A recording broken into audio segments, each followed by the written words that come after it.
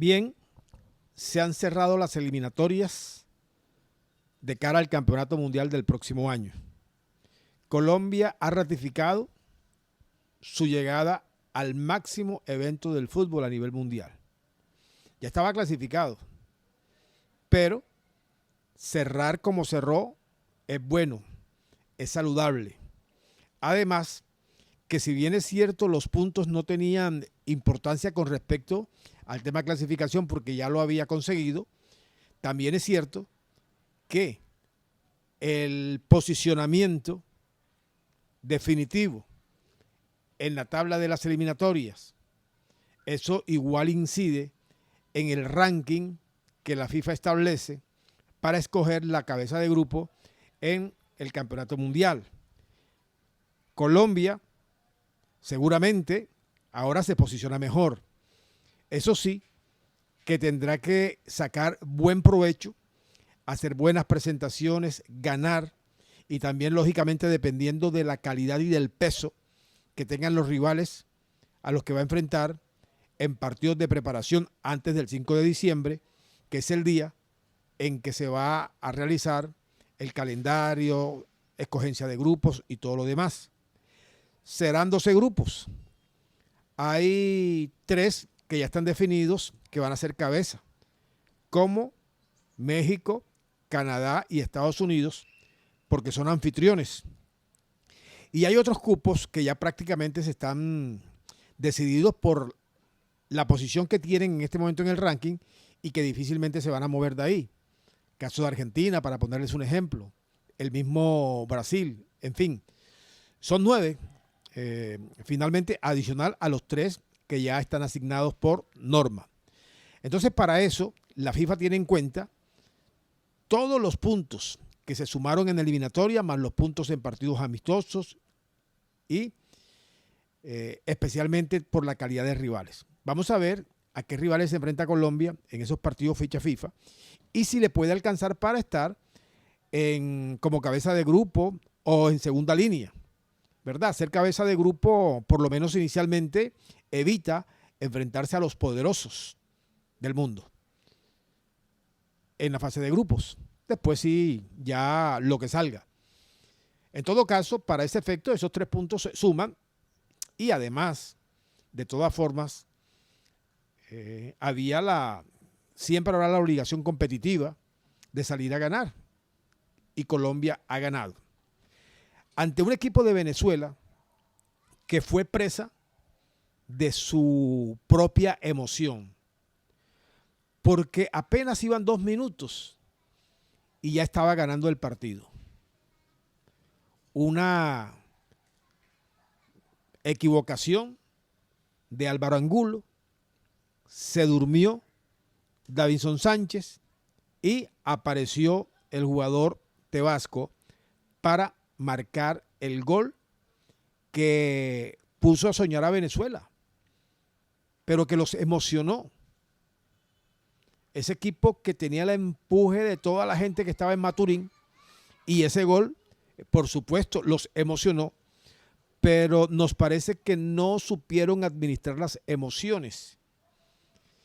Y rápidamente, después de un tiro de esquina que Colombia cobró por la derecha, en vez de bloquear a Jerry Minas, Davinson Sánchez, que también llegó junto con Minas a buscar el cabezazo, bloqueó a los defensores y no le permitió llegar con mucha fuerza a obstaculizar a Jerry Minas, que marcó el empate. Pero no terminaba Colombia de celebrar el empate cuando un error garrafal de Kevin Mier produce el segundo gol de Venezuela. En poco tiempo, en un cuarto de hora ya iban 3 goles y en un cuarto de hora Venezuela estaba ganando. Pero yo digo que no manejaron sus emociones porque fue un equipo que fue demasiado ingenuo cuando estaba ganando, sabiendo que la victoria les daba la posibilidad de ir a un repechaje. Y ese equipo atrás no marcó bien, ese equipo no aprovechó que Colombia tenía dificultades para encontrar el balón, un equipo inconexo el colombiano, un equipo con ventajas defensivas, especialmente con el lateral izquierdo. En la zona de volantes no había tanta recuperación, no había realmente conexión con Luis Javier Suárez, que pese a que se movía permanentemente, no tuvo opción en ese primer tiempo.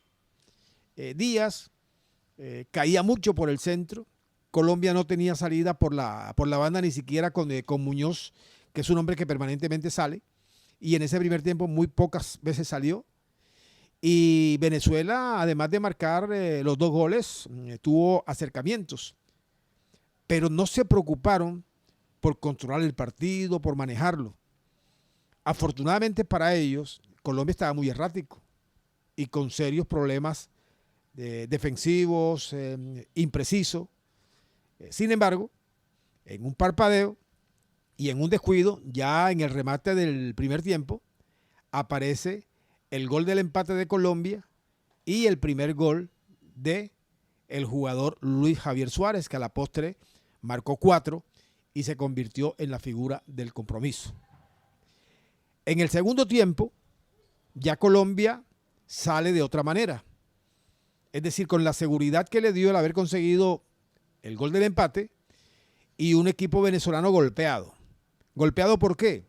Porque es que estaba terminando el primer tiempo cuando les empataron y eso golpea. Y en el segundo tiempo no se recuperaron y Colombia fue otro. Colombia fue un equipo más atemperado en defensa, más ordenado en la mitad, con un volante central que era Lerma, con 2 interiores, uno por la derecha que era Richard Ríos y el otro por la izquierda que era el 5 Kevin Castaño, que no hizo un buen primer tiempo, en el segundo tiempo sí creció. Y después había un hombre por la derecha que era James Rodríguez, por la izquierda Luis Díaz y el centro atacante Luis Javier Suárez. Ya Colombia se veía más ordenadito, incluso cuando los atacaban, armaban un 5 en la mitad, porque Díaz se recostaba por la izquierda en el medio y James ahí llegaba y el equipo ahí más o menos se armaba.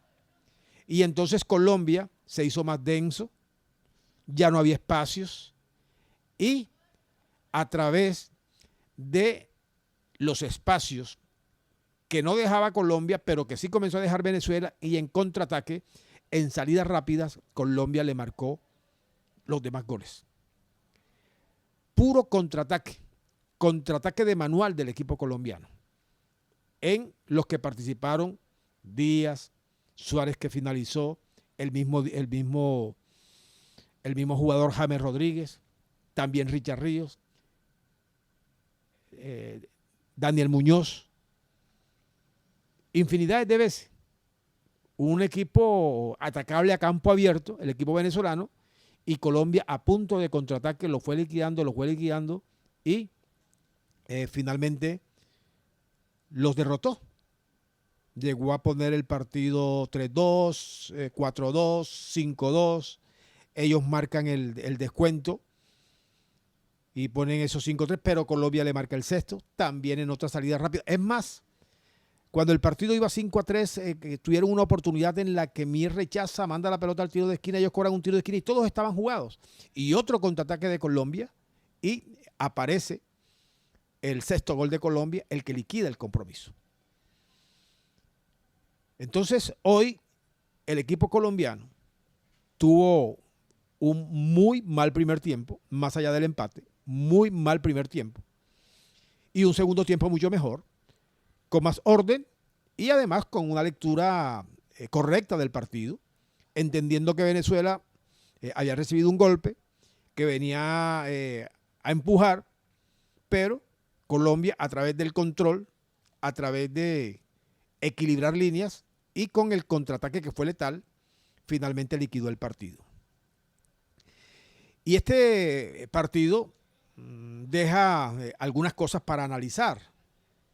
El técnico Néstor Lorenzo hoy hizo variantes en la formación titular. Ubicó a Álvaro Angulo, que me parece no tuvo un buen compromiso, especialmente en la primera etapa. colocó a Jerry Mina, que no había jugado el partido anterior, continuó Davinson Sánchez, jugó Muñoz, que el compromiso frente a Bolivia se lo había perdido porque estaba suspendido. En la mitad de la cancha se mantuvo Lerma, se mantuvo el jugador Richard Ríos, incluyó a Kevin Castaño, que no tuvo un buen primer tiempo, pero muy bueno el segundo tiempo, y no había jugado en el partido frente a Bolivia porque estaba suspendido por tarjetas amarillas. Dejó en la titular a Luis Díaz, dejó como titular a James Rodríguez y varió a John Córdoba por el jugador Luis Suárez, que hizo un buen partido. Lo que pasa es que su mayor connotación fue el segundo tiempo, por la cantidad de goles que hizo, pero ya había marcado uno en el primero, y en un primer tiempo en el que la pelota la llegó muy poco, uno siempre lo vio activo. Es decir, no se aísla a pesar de que la pelota no le llegue, trata de buscar contacto, trata de asociarse con sus compañeros, permanentemente pasa la línea de la pelota. Entonces dejó una buena sensación este pelado. Y es para analizarlo. Hay una cosa que creo que no es un detalle menor.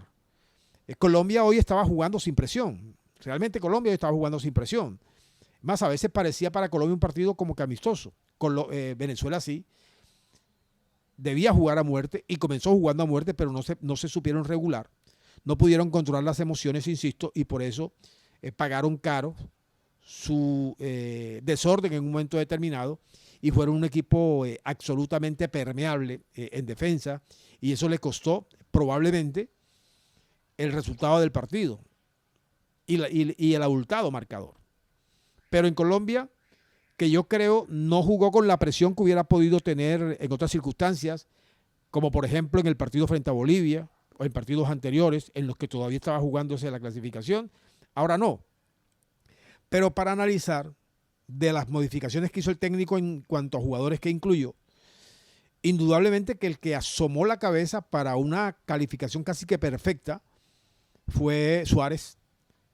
4 goles. 4 goles no se hacen todos los días, mejor dicho. Es un partido soñado para este jugador. Y goles de buena factura. Goles de todos los calibres. Haciendo maniobra individual, apareciendo como por ejemplo cuando le bajó la pelota con la cabeza a Luis Díaz y él llegó y definió con una maestría al palo izquierdo del arquero. Cuando llegó al área, enganchó, pasó la pierna por encima del balón y después remató con derecha. Es decir, hizo movimientos de todo tipo e hizo goles de todas las facturas. Entonces, ese es un punto bastante elevado en el equipo de Colombia. Como para seguir mirando la posibilidad de que el técnico le dé más minutos de lo que les venía dando. Insisto, sé que hoy era un partido de no mucha presión para Colombia, pero para un jugador como él, que recibe muy pocas oportunidades, seguramente sí había presión. Querer decirle al técnico, yo estoy aquí. Y entonces eso tiene, creo que, una gran validez. Ese es un aspecto bastante importante. Los demás tenía realmente más expectativas con respecto a Álvaro Angulo. Creo que es un buen jugador, creo que es un buen lateral. En Argentina jugando para Independiente le fue muy bien. Después pasado al fútbol mexicano. En Nacional cuando jugó se destacó. Yo creo que es un buen jugador. Pero hoy creo que no estuvo a la altura de la mejor versión de Álvaro Angulo que conocimos, inclusive cuando pasó por el cuadro de Envigado. Y lo otro tiene que ver con los movimientos que el técnico hizo cuando sacó a James Rodríguez, metió a Quintero, ya sabemos lo que es Quintero, ya sabemos lo que es James Rodríguez, después sacó a Suárez, ya en el remate del partido para meter al jugador Mosquera, que finalmente se hizo presente en el marcador otra vez, fue el autor del 6º gol, y el resto ya todos lo conocemos. Bueno, lo de Kevin Castaño, que ya es un jugador que ha tenido partidos con Colombia, que ha tenido más figuraciones, en fin. Entonces son aspectos para mirar. A mí lo único que me deja con una inquietud, y la verdad no entiendo, por ejemplo, ¿por qué y para qué convocan a un jugador como Jorge Carrascal? Que nunca lo ponen, que es suplente y en un partido como el de hoy, en el que perfectamente podía ser una alternativa, ni siquiera en este partido, estuvo como alternativa porque lo mandaron al banco. Entonces, no sé por qué lo llaman. Si no es para tenerlo en cuenta, pues habría que buscar una mejor opción. Ese aspecto llama la atención. El otro pelado, Mosquera, aunque entiendo que Mosquera, el central, tenía un inconveniente físico y por eso finalmente no jugó. Sin embargo, él formó parte del grupo que viajó a territorio venezolano. Pero en fin, Colombia, por haber ganado 6-2 y por lo que hizo en el segundo tiempo, de alguna manera, creo que opaca la pobre actuación que había tenido frente al equipo de Bolivia y que había ganado 3-0. Pese a eso, fueron muchas las consideraciones, las observaciones que pudimos hacer con respecto a eso. Es más, decíamos que Colombia jugando así, probablemente de la primera fase del Campeonato Mundial la devuelven, jugando así. No quiere decir eso que Colombia va a jugar así. Lo que queremos señalar es que Colombia tiene que mejorar muchísimo porque es que la segunda vuelta de la eliminatoria no fue la mejor versión de Colombia. Contrastó con lo que había hecho en la primera vuelta y contrastó con lo que hizo en el 80% de la Copa América en la que llegó a la final contra la selección de Argentina. Entonces, todo eso parece que se había perdido. Bueno, hoy hay una sensación distinta, pero de todas maneras hay que entender que este equipo necesita tener una consolidación de la idea de juego, necesita encontrar regularidad a la mayor brevedad posible y ojalá que en los partidos de preparación el técnico pueda encontrar ese camino.